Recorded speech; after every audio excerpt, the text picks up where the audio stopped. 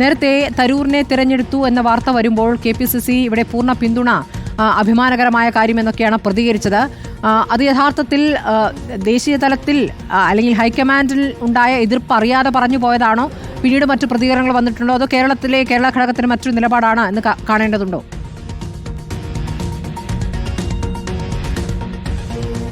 സ്മൃതി, ഇത് നേരത്തെ കേന്ദ്രം പ്രഖ്യാപിച്ചപ്പോൾ ആ സമയത്ത് എക്സ് അക്കൗണ്ട് വഴിയുള്ള ഒരു പ്രതികരണം മാത്രമാണ്. കോൺഗ്രസിന്റെ പ്രധാനപ്പെട്ട നേതാക്കളൊക്കെ ഈ കാര്യത്തിൽ മൗനം പാലിക്കുകയായിരുന്നു. ഇന്ന് ഔദ്യോഗികമായി പ്രതികരിക്കാൻ ആരും തയ്യാറായില്ല. എക്സ് അക്കൗണ്ടിൽ ആ സമയത്ത് INC-യുടെ ഔദ്യോഗിക എക്സ് അക്കൗണ്ടിൽ ആ സമയത്ത് ശശി തരൂരിനെ തെരഞ്ഞെടുത്തിരിക്കുന്നു എന്ന വിവരം അറിഞ്ഞപ്പോൾ അപ്പോൾ പ്രതികരിച്ചതാണ്.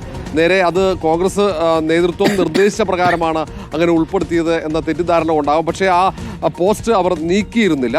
പക്ഷേ നേതാക്കൾക്കൊക്കെ അതൃപ്തിയുണ്ട്. കാരണം ശശി തരൂർ കഴിഞ്ഞ കുറേ കാലമായി തുടരുന്ന രാഷ്ട്രീയ നിലപാടുകൾ കോൺഗ്രസിൻ്റെ പ്രഖ്യാപിത നിലപാടിന് വിരുദ്ധമാണ്. അത് പ്രത്യേകിച്ച് സംസ്ഥാനത്ത് തന്നെ കണ്ടതാണ്. അതുകൊണ്ട് അത്തരം വിമർശനങ്ങളും പരാതികളുമൊക്കെ ഹൈക്കമാൻഡിൻ്റെ മുന്നിലേക്ക് എത്തിയതാണ്. ഏറ്റവും ഒടുവിൽ KPCC അധ്യക്ഷനും ഒപ്പം വർക്കിംഗ് പ്രസിഡന്റുമാരും ചുമതലയേൽക്കുന്ന ചടങ്ങിൽ പോലും പങ്കെടുക്കാൻ ശശി തരൂർ തയ്യാറായില്ല എന്നൊരു വിമർശനവും അമർഷവും ഒക്കെ കോൺഗ്രസിനകത്ത് പുകയുന്നുണ്ട്. പ്രത്യേകിച്ച് അദ്ദേഹത്തിൻ്റെ മണ്ഡലത്തിലാണ് KPCC ആസ്ഥാനം സ്ഥിതി ചെയ്യുന്നത്. ആ ഓഫീസിലേക്ക് അന്ന് എത്തിയില്ല എന്ന ഒരു പരാതി കൂടി നിലനിൽക്കുന്നു.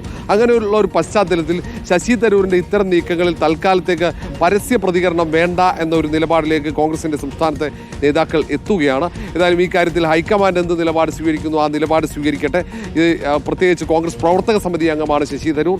ശശി തരൂരിൻ്റെ ഇത്തരം നിലപാടുകൾ അത് പാർട്ടിയെ പ്രതിരോധത്തിലാക്കുന്നു എന്നത് നിരന്തരമായി ഹൈക്കമാൻഡിനെ അറിയിക്കുന്നതല്ലാതെ പരസ്യമായ ഒരു പ്രതികരണത്തിന് കോൺഗ്രസിന്റെ സംസ്ഥാനത്തെ നേതാക്കളൊന്നും ഇപ്പോൾ തയ്യാറാകുന്നില്ല. ഇന്ന് വൈകിട്ടോടെ തന്നെ ശശി തരൂർ ദില്ലിക്ക് തിരിക്കുകയും ചെയ്തു. ശരി, ഇവിടെ പ്രതികരിക്കേണ്ടതില്ല എന്നാണ് കോൺഗ്രസ് നേതാക്കളുടെ തീരുമാനം. പിയാസുലിനും റോഷിപാലുമാണ് വിവരങ്ങൾ നൽകിയത്.